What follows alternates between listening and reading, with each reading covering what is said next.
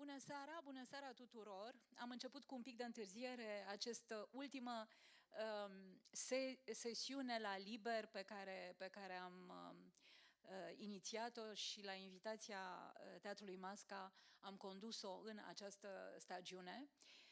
Mi-am propus pentru această ultimă discuție, această ultimă conversație, să invit pe doi dintre diplomații culturali care au petrecut ultimii 4 ani la București. E vorba despre Julien și Apon Lucchesi, care este atașatul cultural al Ambasadei Franței la București și directorul Institutului Cultural francez în România, și Joachim Umlauf, care este directorul Institutului Goethe. Le mulțumesc amândurora că sunt aici. Numai introducerea pe care o fac eu acum este în limba română, pentru că tot restul discuției va fi în limba franceză. Nu este în niciun fel vreo aluzie la tot ce s-a întâmplat legat de conversațiile în limba franceză în perioada alegerilor. Am decis să avem această discuție de multă vreme cu amândoi și faptul că vorbesc în română nu le creează neapărat un disconfort, pentru că amândoi fac parte din categoria de diplomați care au petrecut timp în România și care au învățat română. Ei știu română, dar cred că e mult mai confortabil să conversăm în limba franceză, cu atât mai mult cu cât și Joachim a petrecut multă vreme în Franța și vorbește perfect limba franceză. De altfel, amândoi sunt doi poligloți, ceea ce iarăși e o categorie destul de rară. Așa încât singurul lucru pe care aș vrea să vi-l mai spun este că această discuție, această conversație va avea o traducere ulterioară pe canalul de YouTube al Masca, așa încât veți putea vedea toată discuția și veți putea să o ascultați și să vedeți și traducerea ei pentru aceia dintre dumneavoastră care nu stăpânesc suficient de bine limba franceză. Tema discuției din seara asta este de ce subvenționăm cultura.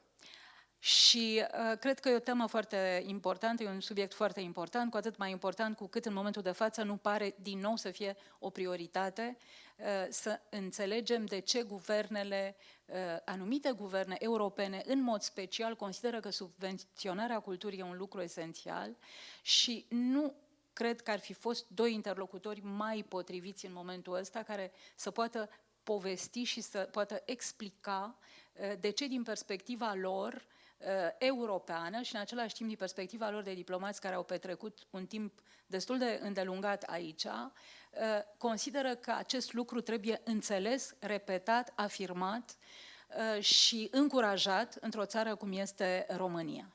Donc, bonsoir Joachim, bonsoir Julien, merci encore d'être là. Je sais que vous avez tout compris de ce que j'ai dit jusqu'à maintenant. Et donc j'ai aussi lancé le sujet de la discussion de ce soir. Je me suis permis de vous dire à tous les deux que peut-être c'est pas mal d'avoir une petite discussion, comment dire, pas trop compliquée, mais vraiment réaffirmer quels sont les principes de la subvention de la culture. Pourquoi est-ce que c'est important de subventionner la culture?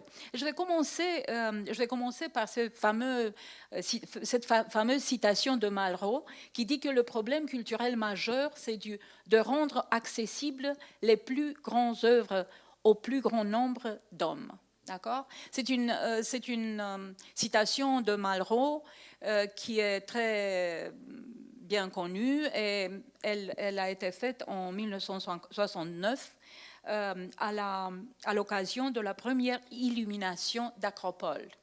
Après, il l'a répété à une conférence à Sorbonne, etc. Et puis, il a énormément de citations, André Malraux, concernant l'accès à la culture, l'importance de l'accès à la culture, la création de maisons de la culture. Donc, cette idée que la culture doit être aidée pour arriver à un public très, très, très divers et à tout public est une idée qu'on pourrait qualifier que de française, mais en même temps est une idée qui est très présente dans la manière dont la culture est soutenue en Allemagne, en Autriche, en Italie, en Espagne. Donc, c'est vraiment quelque chose sur lequel il faut se concentrer un tout petit peu. Je vais commencer, après avoir donné cette citation de Malraux, je vais quand même commencer par poser une question à vous deux. Du point de vue historique, comment est-ce que vous pouvez qualifier le besoin qu'un pays-nation demande à ce que la culture soit une exception et que pour ça, elle doit être subventionnée, qu'elle n'est pas un produit comme tout autre. Parce que ça, c'est une perspective qui n'est pas qui est européenne, qui n'est pas forcément anglo-saxonne, hein, qui n'est pas britannique non plus, parce que les Britanniques considèrent que la culture est un produit économique. Mais pourquoi est-ce que dans des pays comme la France et l'Allemagne, la culture est considérée comme un bien de la société qui doit être encouragé pour conserver pas uniquement l'identité, mais aussi un lien communautaire et aussi pour arriver à avoir une société plus évoluée, plus éduquée. Je vais commencer par Joachim. Merci beaucoup, Corinna, de cette invitation et de cette discussion et pour cette question. Et il est vrai, il faut la placer dans un contexte historique, au moins en ce qui concerne l'Allemagne, certainement aussi la France, mais le contexte allemand est particulier, même si aujourd'hui, quand on regarde par exemple les dépenses de la France et de l'Allemagne et les formes de dépenses pour la culture, on est très proche de ce qu'on fait dans les deux pays. Mais l'histoire est bien entendu très différente. Et on va certainement aussi revenir aux aspects que tu as mentionnés avant, la démocratisation de l'accès à la culture qui est assez récente, que tu as cité Malraux en 69, donc on va y revenir ensuite.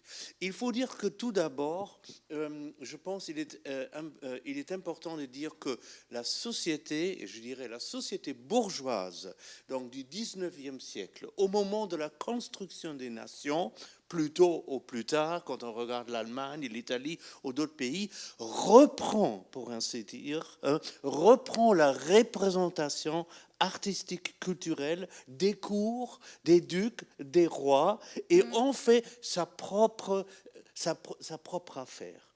Et c'est surtout très important en Allemagne, puisque après la Révolution échouée en 1948, les bourgeois, pour ainsi dire, se rachètent par la culture.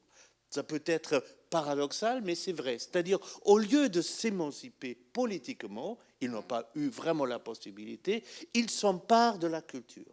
Et ça, c'est la raison pourquoi, par exemple, encore aujourd'hui, vous avez dans chaque ville moyenne, voire petite et grande en Allemagne, un théâtre subventionné, par exemple, une association artistique subventionnée, et ainsi de suite. Donc c'est ça la naissance de la subvention. Alors, en se détachant du système monarchique, alors on reprend dans la bourgeoisie les arts et puis on commence à les subventionner dans des formes différentes. Premier point. Deuxième, et là aussi, le 19e siècle est très important.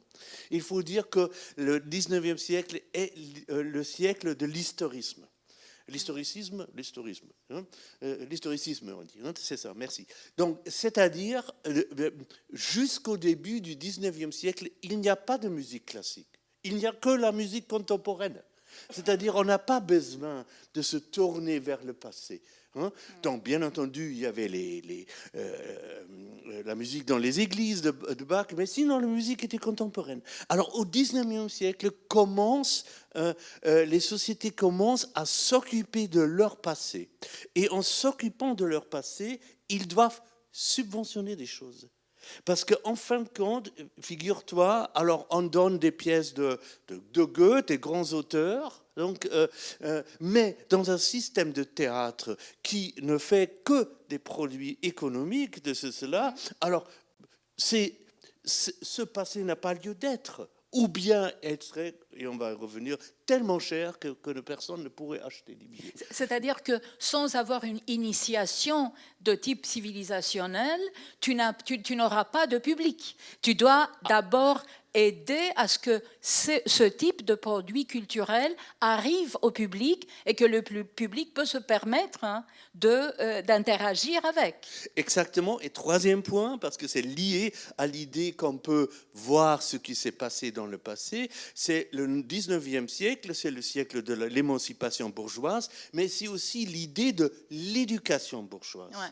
Et l'éducation bourgeoise comprend, bien entendu, qu'on sait ce qui s'est passé en Allemagne, en France, qu'on connaît les grands auteurs, qu'on a une idée de ce que c'est la période classique, et ainsi de suite. Mais ça a engendré, pour ainsi dire, tout un système de subvention et d'éducation bourgeoise, avec cette idée aussi exprimée par Goethe que l'homme est seulement entier quand il a vraiment pu avoir accès à la culture, à l'éducation.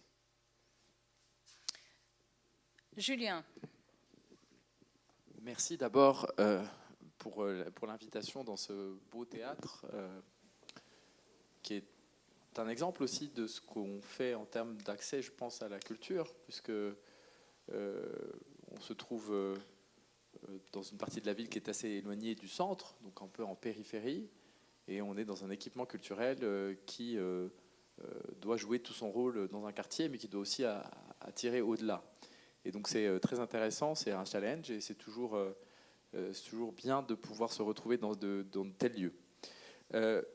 Les questions sont très vastes qui sont abordées, alors c'est un peu difficile pour moi d'essayer de répondre. Je vais d'abord peut-être commencer par contester le titre même de la discussion, non pas tellement sur le fondement de ce que ça représente, la question est bonne, mais sur le mot subvention. Le mot subvention, c'est un mot qui est un peu aride, asséchant finalement pour un domaine aussi large que la culture. Quelque part, parler de subvention, c'est parler de secours, de parler de soutien, même pire, un secteur culturel qui serait une partie de la société, et c'est pas du tout la définition que moi j'en ai et que moi j'en rêve. Je rêve d'une culture qui n'est pas justement une affaire de spécialistes ou de professionnels, en tout cas pas que, et qui est quelque chose auquel, bien sûr, on a accès.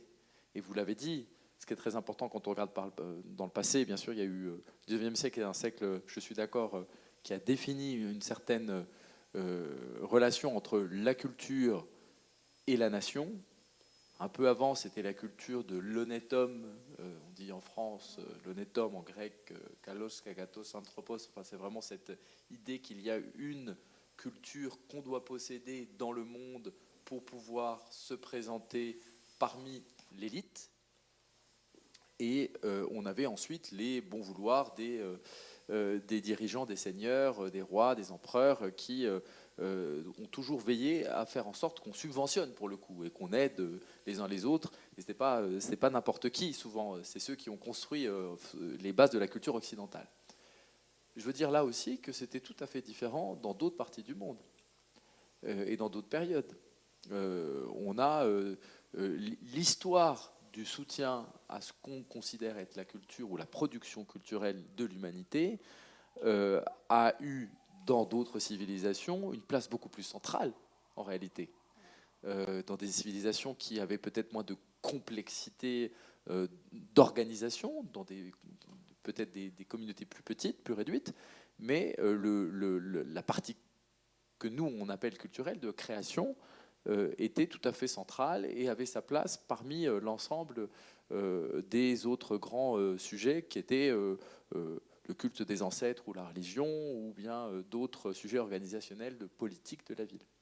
Donc finalement, tout ça est très récent, c'est une forme que l'on recherche dans la démocratie, et c'est bien le sujet que tu poses là, ici, qu'on se pose, c'est-à-dire comment est-ce qu'on arrive à construire, et donc c'est pour ça que je vais redéfinir un peu le sujet sur lequel on pourrait aussi interpréter, enfin, dont lequel on pourrait interpréter la question, c'est comment est-ce qu'on active un environnement dans une démocratie qui s'apparente à un service public de la culture, dont on a parlé maintes fois, et qui veut dire il faut bien sûr une démocratisation, un accès.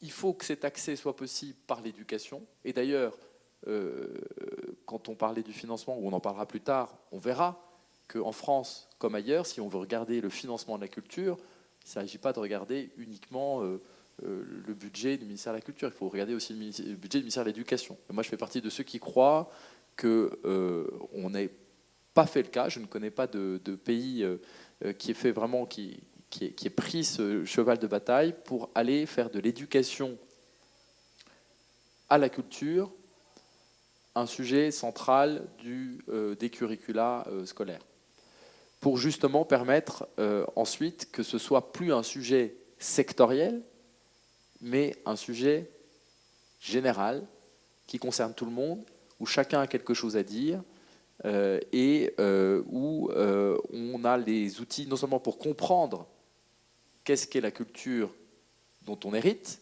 pour construire celle de demain, pour faire le reflet d'une dynamique, et donc pas une culture uniquement conservatrice, qui est là pour conserver les traditions, mais qui est là pour refléter des dynamiques sociales, et donc pour construire une nouvelle démocratie. Et en fait, le rôle de la culture, et ce n'est pas uniquement dans la vision marxiste, c'est une vision, je pense, extrêmement large, c'est de dire la culture est un des moteurs indispensables de la régénération de nos démocraties. Voilà, c'est très important. Moi, j'insiste juste, je n'ai pas voulu t'interrompre, Julien, mais ce que j'insiste pour reprendre ce que tu as dit, c'est-à-dire que quand on parle de culture et éducation, il s'agit que la culture n'est pas séparée comme un secteur, mais que la culture, finalement, elle irradie dans tous les secteurs de l'éducation, que finalement, elle infuse le principe même de la manière dont l'éducation est faite. Et justement, de ce point de vue-là, moi, je reviendrai un tout petit peu sur les deux interventions que vous avez eues pour vous demander quelle est votre définition de ce qu'on appelle l'exception culturelle en France, dans l'approche française. Pourquoi est-ce que cette notion d'exception culturelle, qui d'ailleurs est à l'origine de la création de la Convention sur la diversité culturelle, finalement, de l'UNESCO, et qui est à l'origine du fait que nous, aujourd'hui, encore en Europe, on peut produire des films dans les langues nationales et on ne soumet pas ça uniquement au marché, non, parce que les négociations globales ont été toujours de définir le cinéma, par exemple, comme un produit économique uniquement, alors que le principe de l'exception culturelle a pu empêcher ce type d'approche. Comment est-ce que vous définissiez ce concept? Je vais me retourner vers Joachim, même si comment ça se définit pour l'Allemagne, par exemple. D'une façon générale, il faut dire, je pense que même si l'idée de l'exception culturelle était à la base une idée bien française, et d'ailleurs réalisée, au moins je le crois, pour la première fois avec le renouveau du cinéma français après 1945, et les règlements qu'on avait trouvés pour déjà à l'époque repousser le pouvoir écrasant du cinéma américain surtout, est devenu aujourd'hui un concept qui est largement partagé. C'est-à-dire quand on regarde tout ce qui concerne les politiques culturelles en Italie, en Allemagne et comme ça, donc c'est un concept largement partagé, largement accepté, face bien entendu à cette idée-là où que une culture extrêmement riche en matière d'argent peut écraser les autres cultures.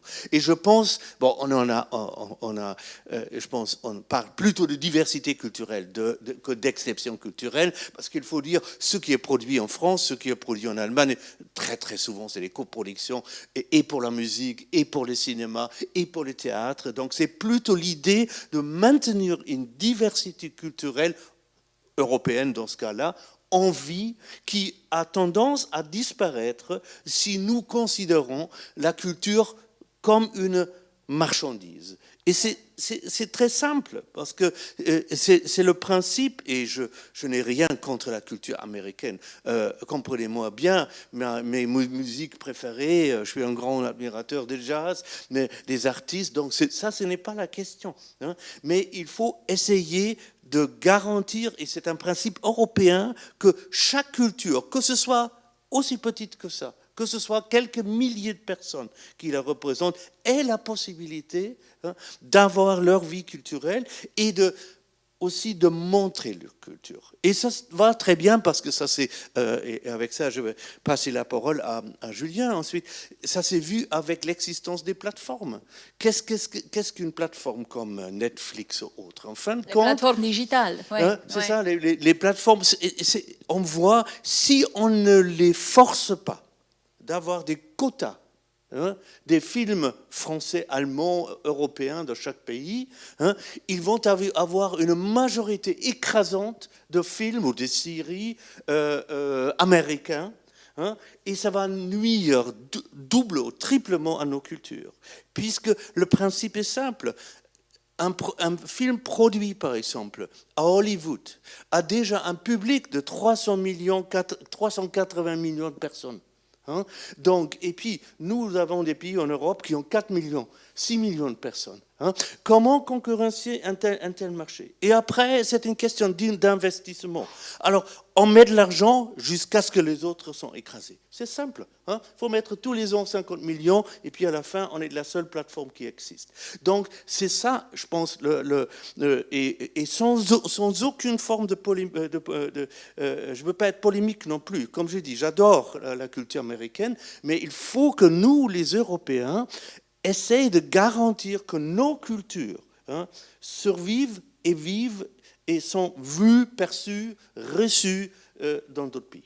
Et protéger, avant de donner la parole à Julien, parce que ce que tu viens de dire, Joachim me rappelle une idée que j'ai depuis très longtemps, c'est que finalement il faut regarder le système culturel comme la biodiversité. Pourquoi la disparition des abeilles peut-être peut pas nous inquiéter, mais finalement tu vois que les abeilles c'est pas que les abeilles ou les petits insectes, c'est pas que les petits insectes. Quelque chose qui semble, disons, minoritaire est essentiel au fonctionnement, à la vitalité du système. Donc l'idée que tu gardes que le côté écrasant de la production de marché ne fait que appauvrir finalement cette biodiversité du système culturel. Julien. Exactement, je veux dire, tu as parfaitement raison. Oui, et je pense que vous l'avez, enfin, Joachim l'a très bien dit, et je n'ai pas grand-chose à ajouter. En fait, l'exception culturelle, on l'a appelée l'exception culturelle française. En réalité, elle est devenue assez largement européenne, et c'est un modèle intéressant. Là, nous sommes en plein Festival de Cannes, enfin, vers la fin, et on a une tribune de l'ensemble des ministres de la culture, sauf 2, je crois, dont la Roumanie, parce qu'on comprend pourquoi c'est un peu compliqué en ce moment. Les élections ont fait que c'était pas possible, mais les ministres de la culture européens sont tous sur cette idée d'exception. Tout simplement pourquoi? Parce que c'est une question de survie. Et Joachim l'a tout à fait bien démontré. S'il n'y a pas d'exception, il n'y a pas de diversité possible. S'il n'y a pas de soutien à la diversité, eh bien, on tombe dans la phase, dans le côté noir de la mondialisation, ce qu'on appelle la globalisation. Et c'est la même chose pour la biodiversité des langues. Moi, je parle de ça. On parlait de ça il y a très peu de temps avec des invités français, dont une académicienne qui me disait oui, le globish, c'est la mort de toutes les autres langues. Ouais. Donc oui, il faut qu'on ait cette exception pour pouvoir assumer cette diversité, en tout cas faire en sorte qu'elle ne disparaisse pas. Mais je voudrais quand même mettre un bémol et dire que c'est pas pour autant que la culture n'a rien à voir avec la valeur économique. Non pas tellement pour justifier l'existence de la culture ou de professionnels de la culture, pas du tout mon propos. Mon propos est de dire il y a une valeur intrinsèque, non marchande de la culture qui est infiniment supérieure à toute autre, mais il y a aussi une valeur capitalistique de la culture, mais qui permet à la culture de s'insérer dans un réseau normal d'une société telle qu'on la connaît aujourd'hui, c'est-à-dire de permettre de la création de valeur, de permettre des emplois d'exister et de faire en sorte que ça ne soit pas antithétique avec sa même exception. Et ça, c'est très intéressant parce que c'est un modèle qui, à la fois, peut exister dans un modèle capitaliste plus large et en même temps peut être une exception à ce modèle parce qu'elle est protégée par la volonté démocratique, donc politique, de faire en sorte que ce soit quelque chose de différent pour les raisons qu'on a évoquées avant. Donc au contraire, c'est très intéressant. La culture nous apprend aussi que d'autres modèles dans notre société actuelle, dans le monde actuel tel qu'il fonctionne, sont possibles et sont possibles dans cet équilibre de protection, de valorisation et aussi de décision politique que c'est important. Et on le protège parce que c'est vital pour toutes les raisons aussi qu'on a évoquées avant, nos modèles, nos sociétés, notre diversité et la capacité en fait de ne pas assécher l'humanité dans les années qui viennent. Donc c'est une grande responsabilité en réalité. La culture, c'est la sève de notre arbre humain. Mais avant de passer à la question que je veux vous poser après, et qui, bien sûr, elle est issue de tout ce que je viens d'entendre, est-ce que, Julien, tu penses qu'aujourd'hui, dans la société française, est-ce qu'il y a autant la conscience de l'importance de ce type d'approche concernant l'exception française culturelle française, bon, enfin qu'on l'appelle française, est-ce que tu sens qu'il y a une mutation? Effectivement, les ministres de la Culture se rencontrent et réaffirment cette importance parce qu'ils sentent que là, il y a un danger éventuel, mais est-ce que justement au niveau de la société, de la manière dont la société comprend tout ça, tu sens qu'il y a une différence par rapport au passé? C'est très difficile de prendre le pouls d'une société au global, je pense, c'est extrêmement compliqué. Ce que je sais, c'est que les Français, de manière générale, ont quand même compris que la culture et la façon dont ils considèrent la culture en tant que pays est quelque chose qui est un marqueur plutôt positif pour nous. Donc il y a quand même cette idée que la culture c'est important, et on voit bien que par exemple à la fin de l'issue de la pandémie de Covid-19, le président Macron revitalise la commande publique, par exemple.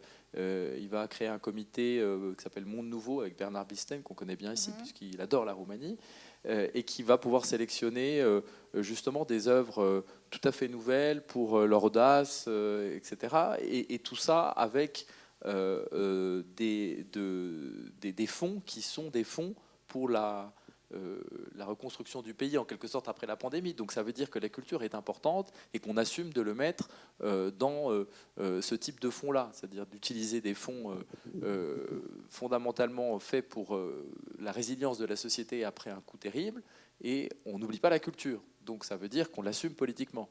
Et ça veut dire aussi que lorsqu'on met en place, c'est pas facile, mais ça a été pensé comme étant un objet de démocratisation. C'était la carte culture qui permet à des jeunes de pouvoir avoir un crédit sur des objets culturels, que ce soit un livre, un CD, un jeu vidéo, ou aller au théâtre ou au cinéma.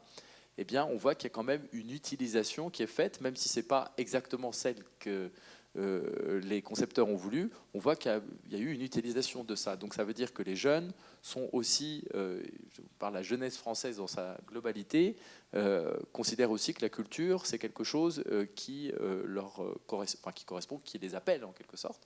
Donc il y a cette réaction-là, de manière générale. Mais je dirais que si ce n'est pas dans l'éducation, si ce n'est pas extrêmement porté par la puissance publique, ça risque dans le monde tel que l'on le connaît aujourd'hui, ça risque d'être toujours la variable d'ajustement. Et donc on doit se battre pour que ce ne soit pas la variable d'ajustement, parce qu'au contraire, c'est une proposition centrale. Et là-dessus, ce n'est pas les populations. Les populations, elles suivent sur ce sujet-là. C'est-à-dire quand on leur donne des possibilités, quand on leur donne des possibilités de s'ouvrir, la réaction humaine, c'est de pouvoir accepter ça, dans la majorité des cas. Donc c'est d'abord une politique de l'offre, en quelque sorte, qu'il faut faire. D'accord, non, mais merci. Je pense que c'est très important ce que tu viens de dire. Maintenant, je retourne vers cette relation entre culture et démocratie. C'est-à-dire, pourquoi est-ce que si on donne plus de moyens, si on soutient dans le sens plus large dont on parle maintenant, si on offre vraiment par les politiques publiques un soutien très solide à la culture, si on fait de la culture un sujet central de la politique de l'État, pourquoi est-ce que ça génère une perspective éduquée sur la démocratie? Quel est vraiment le lien? Pourquoi on considère que plus de culture, plus d'interaction avec les arts, tu as plus de démocratie? Joachim. Tout d'abord, bon, je pourrais rebondir sur beaucoup de choses que Julien a dit. À mon avis, mais ça c'est une question systématique, il faut encore distinguer les arts et la culture.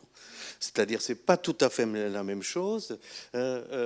C'est-à-dire, par exemple, on connaît le lien entre la culture et le tourisme aussi, par exemple. La France et l'Allemagne, c'est des pays qui mettent en avant leur culture pour attirer des touristes, les châteaux. Donc, c'est autre chose que l'art. Il y a des intersections, mais bon, c'est d'autres choses. Ou la gastronomie aussi. Hein? Ou la gastronomie. La gastronomie. Moi, j'ai été frappé, par exemple, ici en Roumanie, que la gastronomie soit souvent réduite à sarmalé, papanache et mamalega. Oui. Je dis ça en rigolant, alors qu'il y a une vraie richesse régionale, mais qui n'est pas mise en avant. Et donc là, c'est aussi par exemple, une question de culture. Mais bien sûr, mais ça, bon, on ne va pas maintenant entrer dans l'histoire. Mais juste pour le faire remarquer. Après, nous sommes, parce qu'on a parlé d'Europe, et je pense qu'il y a une chose... très grossièrement, je dirais, jusqu'en 1945, aussi avec les Français et les Allemands, toujours en compétition, on avait cette idée de la supériorité d'une culture sur une autre et de le montrer.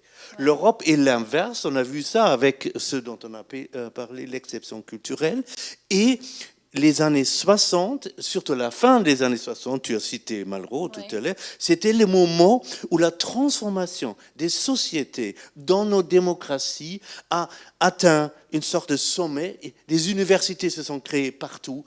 Tout le monde a eu accès aux écoles, aux lycées, au baccalauréat. On était à 80% de baccalauréat. C'est-à-dire, c'est pour ça que j'ai parlé tout à l'heure de la société bourgeoise. La société bourgeoise, c'est énormément élargi, et ce n'est pas tout à fait par hasard qu'un ancien président du Goethe, il avait lancé ce mot en 68, Kultur für alle. Alors la culture pour tout le monde.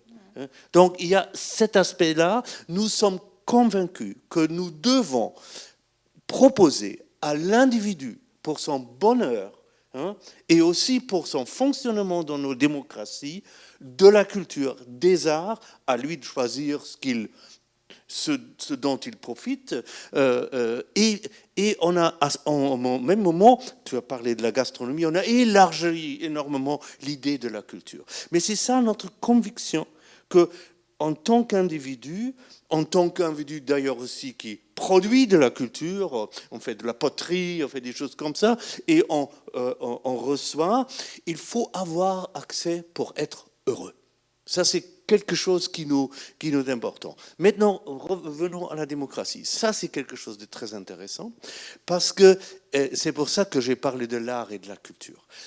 Nous subventionnons l'art aussi parce que nous avons une croyance, tu en as parlé tout à l'heure, Julien, en l'art, qui est presque religieuse, au moins transcendantale. Parce qu'on dit, alors les artistes, ils ont une sensibilité, ils ont à la différence des hommes politiques et de la société, une sorte de sensorium pour ressentir des choses qu'on ne voit pas encore. Donc ils ont ce rôle qu'on a appelé dès le 19e siècle l'avant-garde. C'est-à-dire des gens qui sont là devant dans la société. Hein? Et puis nous, on est confrontés à de l'art qu'on ne comprend pas, qu'on voit dans les musées, des opéras, la musique nouvelle, hein, on est étonné, parfois fasciné, on reste face à ça. Et il est vrai, dans une société qui ne croit pas en cet art-là ne serait pas subventionné. Parce qu'elle n'est pas en grande partie compréhensible. Elle est difficile à comprendre.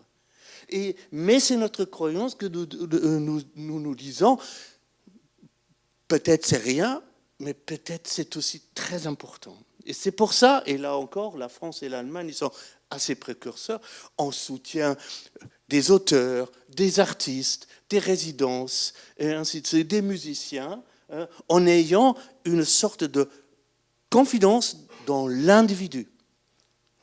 Et bien entendu, c'est le signe de l'individualisme que nous avons, mais c'est l'individu qui va ressentir quelque chose. Et dernière phrase, pourquoi on fait ça ?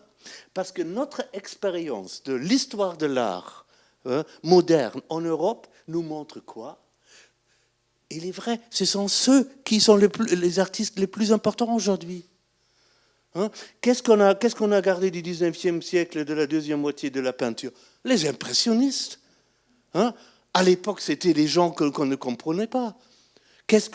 Pourquoi on parle de Picasso, de Braque, de Léger, de tous ces artistes-là? C'était des scandales au moment où ils ont produit l'art. Et on peut parler de la littérature, on peut parler de la musique, c'est toujours pareil. C'est-à-dire, c'est ça notre croyance, de dire, toi, l'individu, on te fait confiance. Vas-y. Tu peux peut-être nous dire quelque chose qu'on ne comprend pas très bien en ce moment, mais qui sera peut-être important pour notre société. Et ça, c'est pour moi le lien entre la démocratie et l'art, cette liberté qu'on donne à l'individu de s'exprimer, en espérant qu'il va nous éclaircir. Voilà, mais du point de vue de la manière dont le spectateur interagit avec l'art, comment est-ce que ça influence ses valeurs démocratiques? Est-ce qu'il y a une influence ou pas dans l'interaction que le spectateur, pas uniquement le créateur qui étant un individu, tu lui donnes la liberté de créer, et ça, cette confiance-là, effectivement, nourrit une approche démocratique. Mais est-ce que le fait que tu sois exposé à différentes variétés artistiques ou culturelles, tu développes une conscience démocratique ou pas? Et quel est le lien Julien, qu'est-ce que tu penses, toi? Moi, je ne suis pas spécialiste des sciences cognitives. Je suis assez convaincu par ce qu'a dit Joachim sur le fait qu'une société qui laisse des avant-gardes, et ici on sait ce que c'est, les avant-gardes très bien, les années 20-30 en Roumanie, entre la France et la Roumanie, il y a beaucoup d'avant-gardes qui existent. Et les avant-gardes, c'est un peu effectivement ces espaces où il y a des propositions nouvelles, et il y a des peut-être de liberté, et puis il y a des oracles un peu en quelque sorte qui prophétisent un des scénarios d'avenir qui se réalisera ou pas, mais il y a cette grande liberté. Et moi je crois que c'est vraiment ça, ce qu'a dit Joachim est très juste là-dessus. Le lien avec, c'est-à-dire le lien direct, en réalité, il est recherché. Quand on a parlé de Malraux qui crée en France le ministère de la Culture, il ne le crée pas pour institutionnaliser la culture. Il le crée pour dire à quel point la culture, c'est important, non pas comme vague sentiment ou comme vague aspect des choses, mais comme une matière riche et ouverte et qui va s'ouvrir de plus en plus. Et puis, pour parler d'autres ministres qui sont célèbres, en réalité, on en parle souvent de deux. Donc, Jack Lang, ensuite, qui va mettre plus d'argent et qui va aussi appuyer sur la créativité. Et puis ensuite, à l'orée du XXIe siècle, on va se demander en France même à quoi sert un ministère de la Culture, maintenant qu'on a fait ça. À quoi ça sert?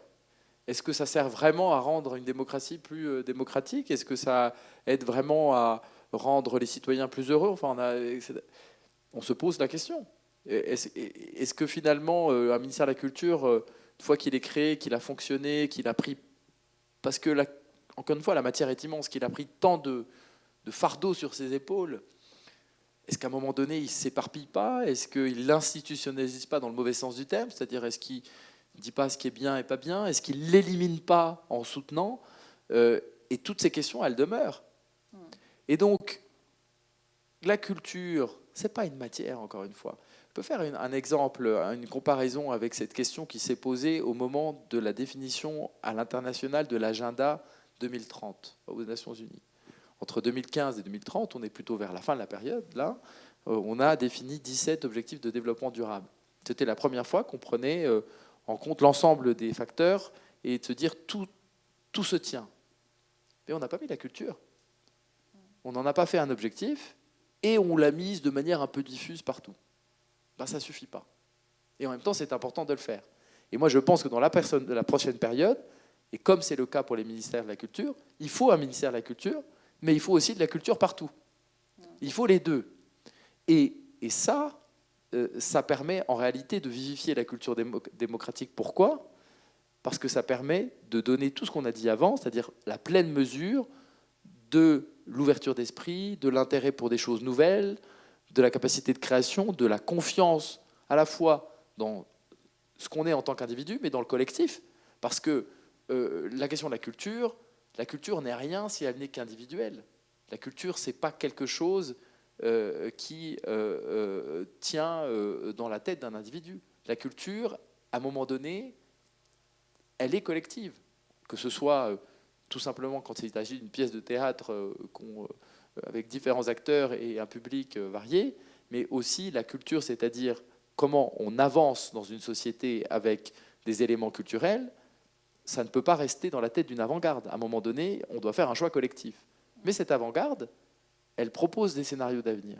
Et donc, en ça, elle enrichit considérablement les possibilités démocratiques.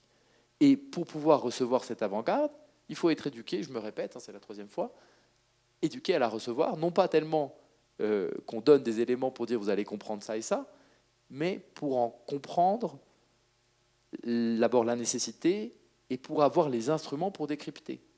Et ça, c'est très important, de savoir où les choses se trouvent, qu'elles peuvent exister, et donc être là le meilleur individu possible pour le meilleur collectif possible. Il ne s'agit vraiment pas de mettre l'une contre l'autre, une culture démocratique avec une culture non démocratique. Non, il faut à la fois du collectif, à la fois de l'individuel, sinon il n'y a pas de culture. D'accord. Tu voulais rajouter... Si je peux rajouter un mot, parce que bon, je pense que c'est tout à fait vrai ce que Julien a dit, mais il faut dire aussi que si on parle de l'éducation, à juste titre, quelqu'un par exemple comme le fameux sociologue et philosophe français Pierre Bourdieu, il a parlé de l'éducation dans des milieux différents, de l'habitus, mais aussi des choses, par exemple, tu as justement dit, par exemple, pour avoir accès mentalement et en tant que spectateur, par exemple, à un opéra, il faut une éducation. On ne peut pas aller dans un opéra et dire ça me plaît ou ça ne me plaît pas. C'est-à-dire il faut une éducation musicale et ainsi de suite. Et je dirais, sans être défaitiste, mais ça c'est en crise actuellement. C'est-à-dire la possibilité de supporter une pièce de théâtre de 2h30, de lire un texte entier. Donc, et on en a beaucoup parlé de la Roumanie ces derniers temps aussi, des habitudes culturelles des jeunes qui se focalisent de plus en plus sur les formats courts, brefs, changeants. À mon avis, ça c'est notre, si on parle de société et démocratie, il faut vraiment réfléchir, qu'est-ce qu'on fait là-dessus pour les éduquer à supporter l'autre. Parce que dans le noyau aussi de ce que tu as dit, la démocratie, c'est de supporter l'autre, d'accepter que l'autre est différent, et regarder quelque chose sans le condamner si c'est différent de toi-même. Et c'est ça aussi, je pense, pour nous, vraiment le grand challenge actuellement de l'éducation culturelle.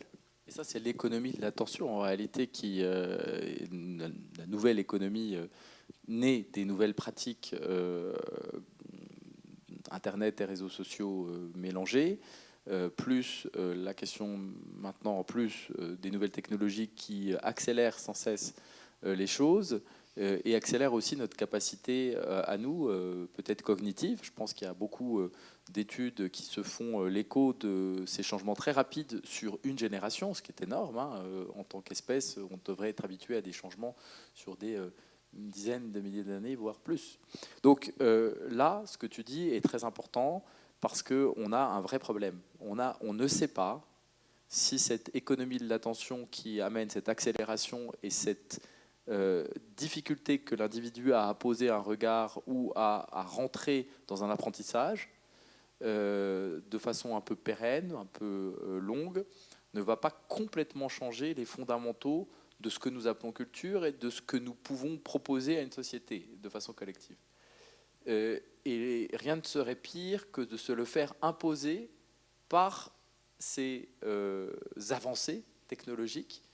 Quand je dis avancées, c'est un peu positif, mais en réalité, la question se pose, c'est-à-dire comment arriver à faire ça. Et c'est pour ça que c'est très difficile d'être aujourd'hui sur des sujets qui n'ont pas été résolus hier, tout en devant résoudre des problèmes d'aujourd'hui qui se posent de façon extrêmement aiguë et rapide. Ouais. Et donc, on est vraiment dans une problématique qui doit nous inviter à prendre les choses très au sérieux, parce que sinon, nous risquons de traiter des symptômes, d'essayer de guérir des problèmes et d'être victimes de ce qu'on pensait avec légèreté être quelque chose qui n'avait rien à voir avec notre avenir, alors qu'en réalité, si. Alors, une dernière question liée à tout ça. Avant de vous poser des questions sur ce que vous pensez par rapport à la situation roumaine, hein, concernant le soutien à la culture et le support qui donnent les autorités, l'État à la culture ici, d'après l'expérience que vous avez eue en Roumanie, justement parce que toutes ces choses sont si évidentes. Ce que vous venez de dire, le lien entre éducation et culture, le lien entre démocratie et culture, le lien entre capacité affirmer l'âme d'une communauté par la culture dans toute sa diversité. Pourquoi est-ce que vous pensez que même au niveau d'autres pays européens que les pays de l'Est, même dans les pays occidentaux, quand même la culture a diminué quelque part son investissement. C'est-à-dire que la place de la culture n'est plus considérée comme une place centrale. C'est-à-dire qu'aujourd'hui, on reste avec des ministères de la culture dans différents pays européens qui, bien sûr, ont une importance. Il y a des pays qui n'ont pas des ministères, mais qui donnent toujours une importance à la culture. Mais cette importance-là, elle a diminué. Et deuxième, comment est-ce que vous voyez ça?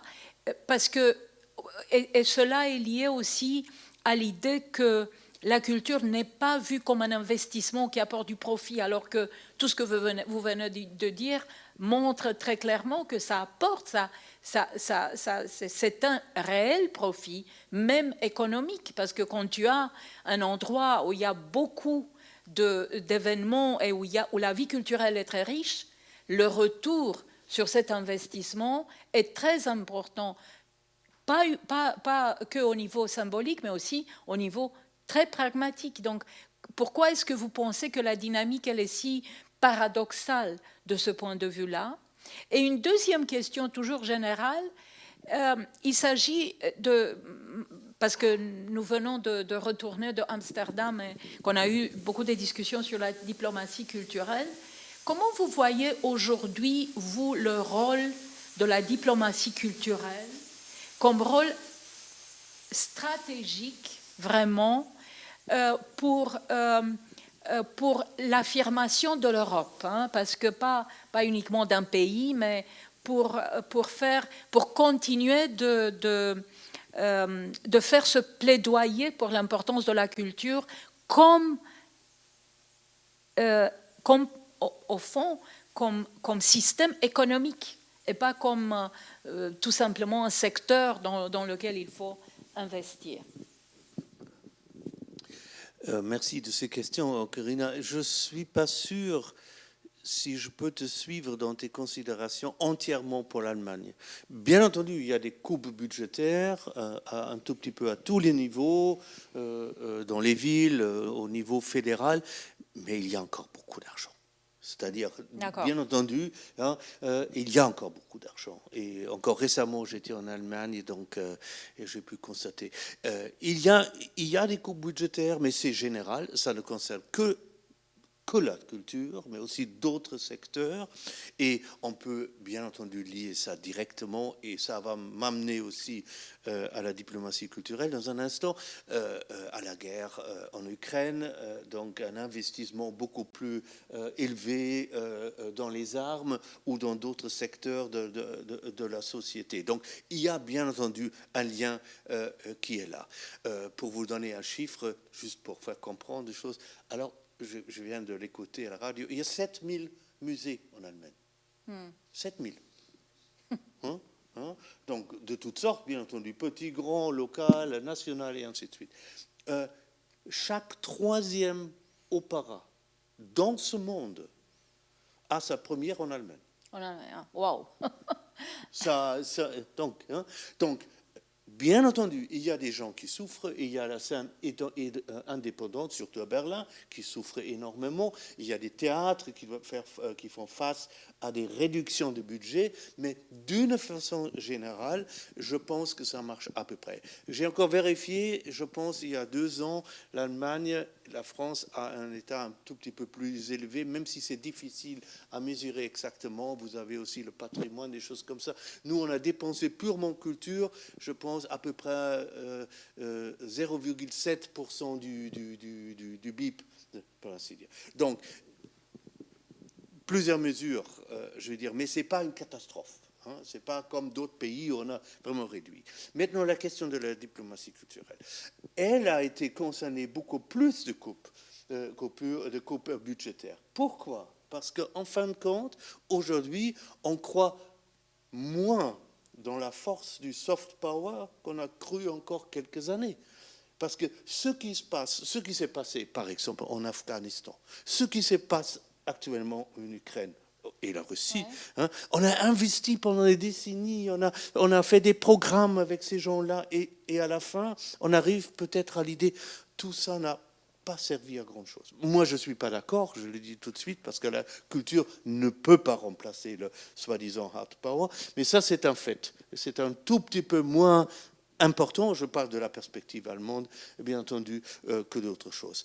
Et le rôle est bien entendu très éducatif, c'est-à-dire ce qu'on fait, tout ce qu'on vient de dire sur l'éducation, mais aussi sur la société civile, c'est on fait aussi des lectures, des pièces de théâtre comme ça, mais une bonne partie de notre travail cible la société civile, les arts émergents, on vient de parler de l'avant-garde, ceux qui n'ont pas encore le soutien qu'ils vont peut-être, espérons-le, avoir dans 10 ou 15 ans, des minorités, comme par exemple les Roms, parfois aussi les Allemands ou les Juifs. Donc on est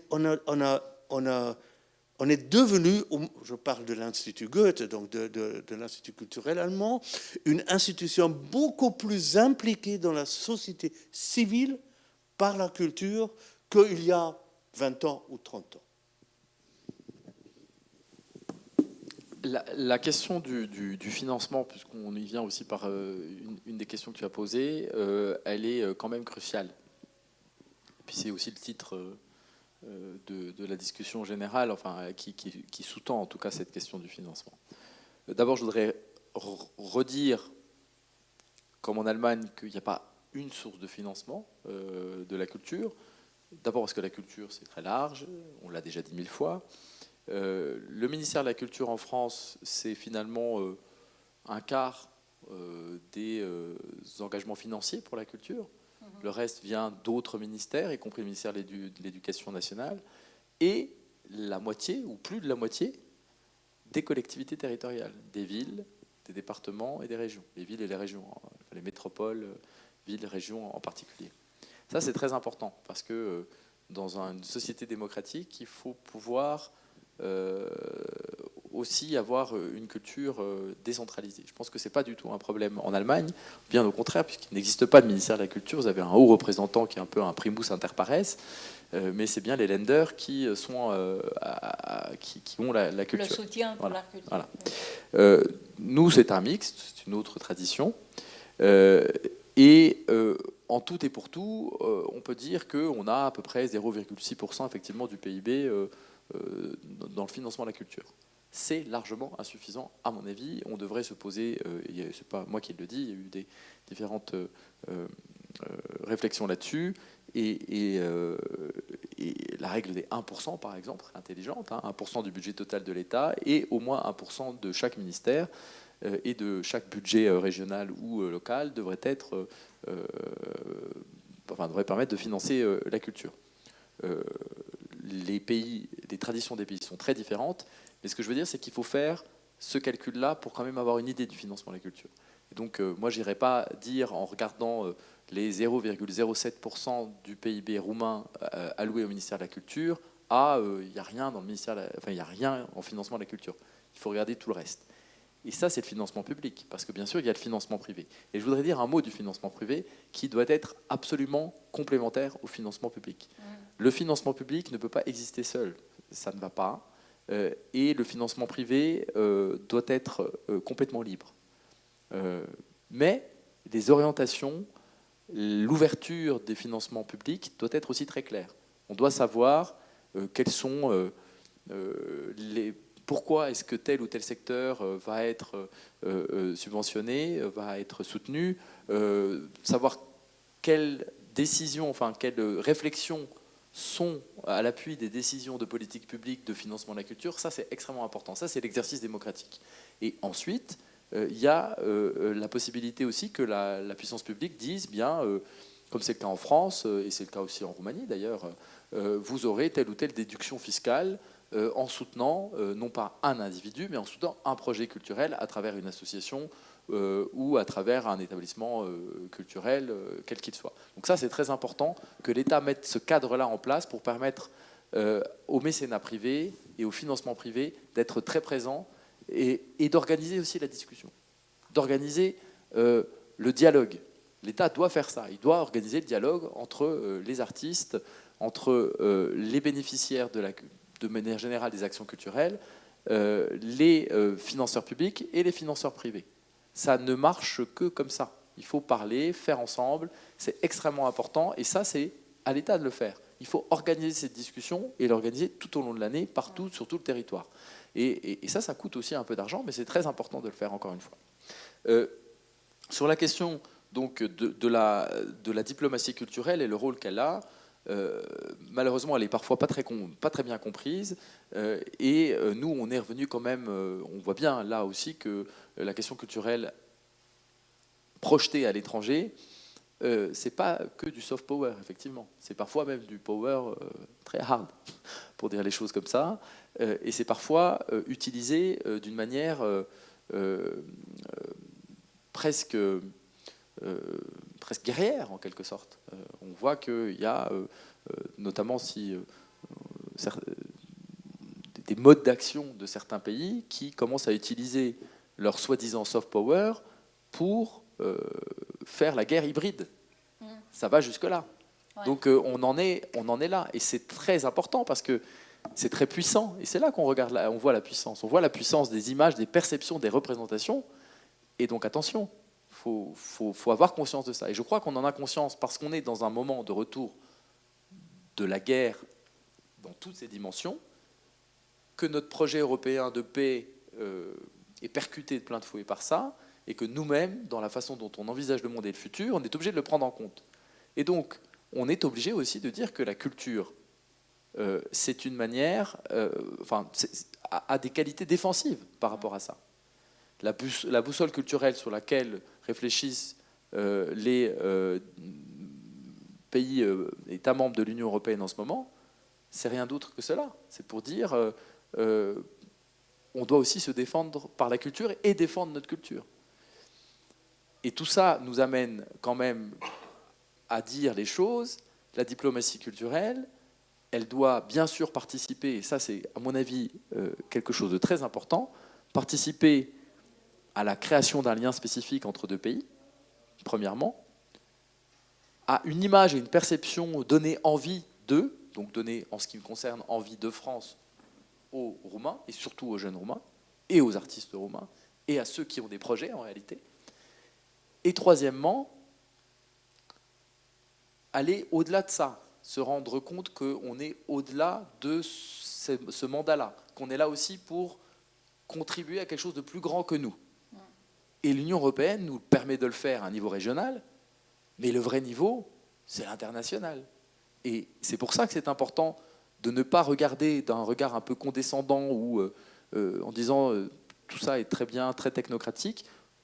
Tous les efforts qui sont faits au niveau international et multilatéral, c'est jamais parfait, mais tu avais, Corinna, évoqué le mandat de l'UNESCO sur la question de la Convention sur la diversité culturelle, par exemple. En fait, c'est très important de continuer à avoir ça en tête et à ne pas mépriser ce type, je dis mépriser avec en assumant le mot, parce que on voit bien qu'il y a un mépris du multilatéralisme dans tous les domaines qui peut s'installer assez rapidement avec un retour de nation brutale, en fait de nationalisme brutal, et que je crains qu'un des premiers multilatéralismes à en payer le prix, ce ne soit le multilatéralisme de la culture après celui des réfugiés de la santé sexuelle. On est un peu sur ce type d'élimination de concertation. Si on ne se concerte plus au niveau international sur la question culturelle, cette question-là va disparaître encore plus, et ça va être extrêmement compliqué pour nous de revenir à ça. Mais à mon avis, c'est un élément extrêmement important. Et la diplomatie culturelle, encore une fois, avec ces trois piliers, doit contribuer à faire en sorte que notre réflexion globale comprenne la culture en tant que quelque chose qui nous font grandir au-delà de notre défense d'un soft power national.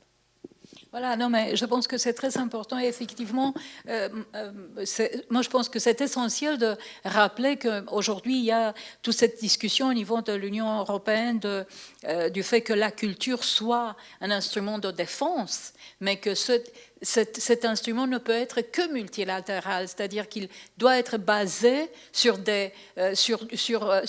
une possibilité de collaboration et de compréhension et d'interaction, et comme tu as dit, Joachim, de la compréhension de l'autre et de l'acceptation de l'autre, de la possibilité de garder ce type de, comment dire, de culture connective, qui est une culture qui nous amène ensemble, où la diversité est notre force. Enfin, ça c'est une phrase des années 2000, mais je me rappelle que dans les réseaux culturels, on disait toujours « la diversité est notre force ». Maintenant, bon, un dernier épisode de questions, maintenant que je vous propose, regarde la Roumanie. Vous avez passé ici 4 années, je sais bien que vous êtes des diplomates, enfin, Julien est un diplomate, donc vos réponses seront assez diplomatiques. Mais moi, j'aimerais bien entendre de votre part, parce que la manière dont l'État est responsabilisé pour la culture en Roumanie ressemble beaucoup à l'obligation que l'État a envers la culture en France. C'est-à-dire que l'obligation d'accès à la culture, elle est mentionnée dans notre Constitution. Donc tous ces bons mots qu'on a exprimés maintenant, ici, elles sont exprimées par la responsabilité de l'État roumain envers l'accès à la culture de tout le monde. Et qu'est-ce que... Si je vous demandais à chacun d'entre vous de mentionner les choses qui vous semblent les dysfonctionnements les plus importants dans la manière dont l'État en Roumanie comprend l'accès à la culture et l'encouragement de la diversité culturelle, qu'est-ce que vous mentionnerez, bien sûr, dans un langage aussi aussi direct ou aussi diplomatique que vous pouvez employer.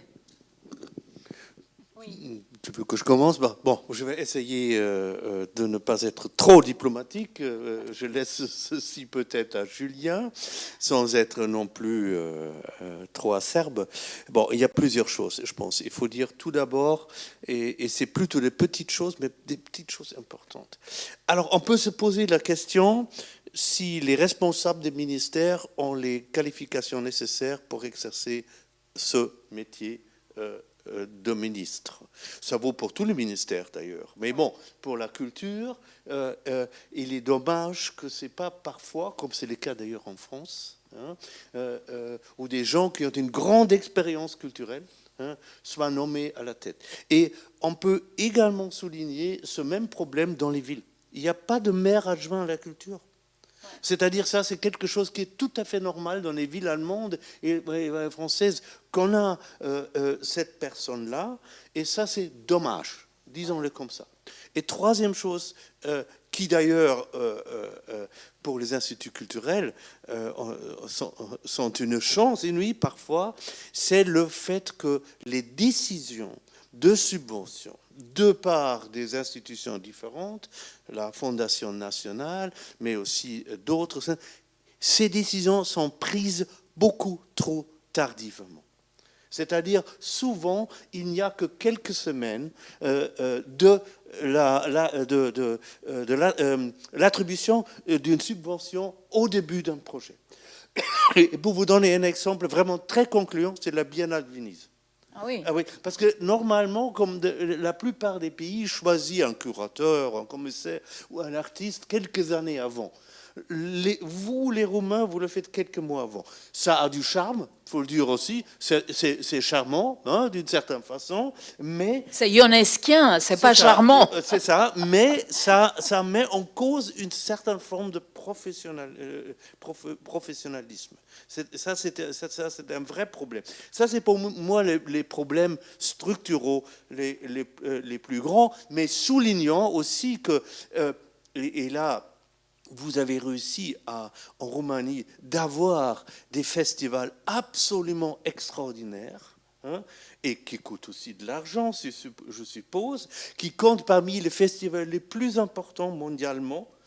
Si on parle de Enescu, je pense un des plus grands festivals pour les orchestres qui existent. On peut parler du FIT à Sibiu, on peut parler du TIFF. C'est-à-dire, vous avez quand même établi aussi des festivités, des festivals extrêmement importants. Donc, ça montre, à mon avis, qu'il y a un très grand potentiel. Que je vis tous les jours aussi en contact avec des jeunes artistes, mais la structuration de ce champ, de ce domaine, ne me semble pas toujours idéale. Et tu penses, Joachim, parce que moi je vais rajouter l'exemple que tu as donné concernant la Biennale de Venise, pas seulement que la Biennale, le concours de la Biennale se passe très tard et que finalement c'est quelques mois avant la réalisation du projet, donc c'est vraiment une situation absurde qui a été... chaque année, c'est la même histoire, c'est-à-dire que tout le temps, ceux qui gagnent le concours disent oui, mais c'est inadmissible, mais finalement, ça continue.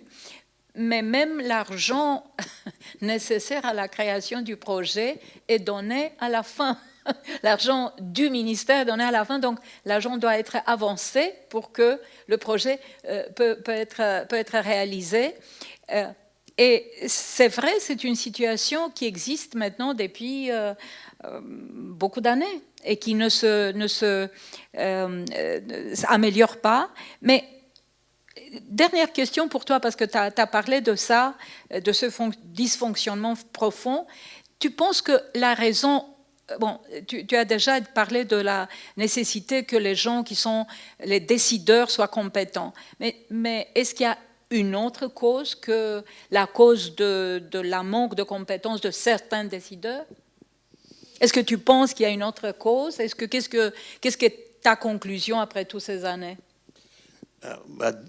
c'est complexe. C'est-à-dire la Roumanie en tant qu'État qui a vécu plusieurs dictatures, le fascisme, le communisme, a développé bien entendu des habitudes, aussi une méfiance en partie, hein, qui est tout propre à la Roumanie. Donc c'est très difficile de dire plus, mais je suis convaincu que, qu'on pourrait améliorer cela assez facilement. D'accord. Julien. Bon, la question est un peu compliquée parce que c'est pas mon rôle de. Tu l'as rappelé d'ailleurs, c'est pas mon rôle de. Et puis je le ferai pas parce que je m'en sens pas non plus vraiment capable. Mais je vais d'abord revenir à ce que j'ai dit plusieurs fois, le lien avec l'éducation.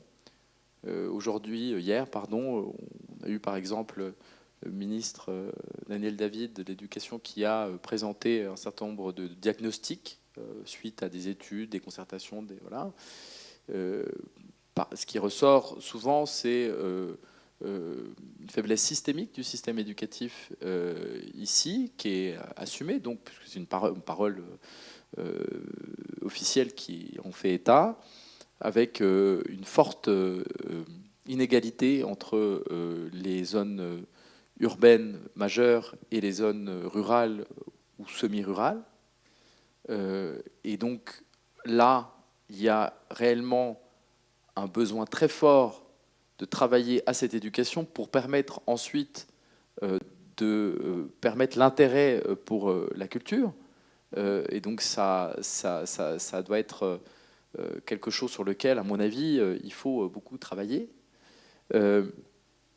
Sur le ministère, ce qu'a dit Joachim est certainement juste, c'est-à-dire que de quoi on a besoin, mais ça c'est partout, on a besoin de lisibilité, on a besoin de stabilité, y compris à la tête d'un ministère. Alors c'est pas facile, en France non plus c'est pas facile, et de confiance non seulement entre les acteurs les plus concernés, mais aussi entre public et le privé, de faire en sorte qu'on puisse vraiment travailler entre public et le privé, et que le ministère agisse aussi comme un tiers de confiance pour encourager ce genre de coopération. Ça, c'est pas simple ici. On l'a remarqué dans les différents travaux qu'on a pu, de coopération qu'on a pu mener. Nous en avons fait ici, avec l'exposition Picasso, nous en avons fait à Timișoara avec Brenner et Brancusi, mais c'est pas simple. Et puis, il y a des filières, ce qu'on appelle des filières ICC, en fait, l'ensemble des filières de l'économie culturelle créative, elles doivent être structurées et la puissance publique doit aider à cette structuration. Et je pense que le ministère de la Culture ici devrait le faire, plus, ou du moins avoir plus de moyens pour le faire, parce que ça demande aussi des moyens. Et je pense que c'est quelque chose que nous, on a vu aussi assez tardivement. Mais il y a une tradition et puis on s'y est mis quand même de façon très énergique. On a considéré, comme je le disais tout à l'heure, qu'il y a une valeur culturelle et que cette valeur culturelle, elle peut s'exprimer si les filières sont structurées, elles-mêmes se connaissent, savent quels sont leurs défis, leurs challenges, leur positionnement en France, en Europe et dans le monde.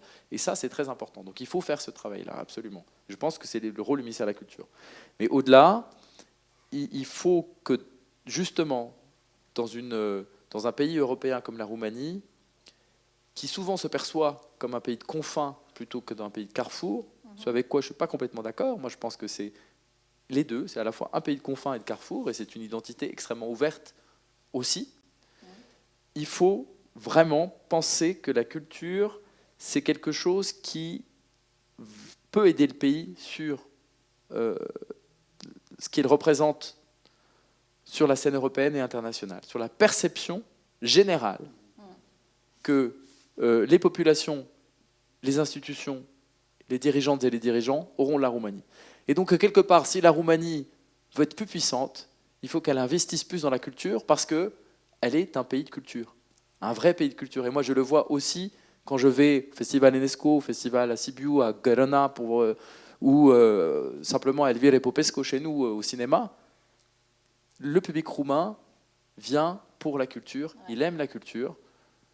Il faut continuer à s'appuyer sur cette merveilleuse appétit de culture et considérer que vous avez beaucoup de chance d'avoir une population qui est déjà si prête à plonger en quelque sorte dans les délices de la culture. Il faut l'aider plus, et je pense que c'est le rôle du ministère de la Culture, mais aussi de l'ensemble des autres acteurs. On parlait des villes. Moi, j'ai vu des maires adjoints qui avaient cette attribution culturelle quand même. C'est-à-dire il n'y a pas de maire adjoint pour la culture, mais qui me disaient, moi, j'ai le dossier culturel, et je vois quand même que dans le pays, la question culturelle, chez les leaders locaux, elle résonne beaucoup souvent.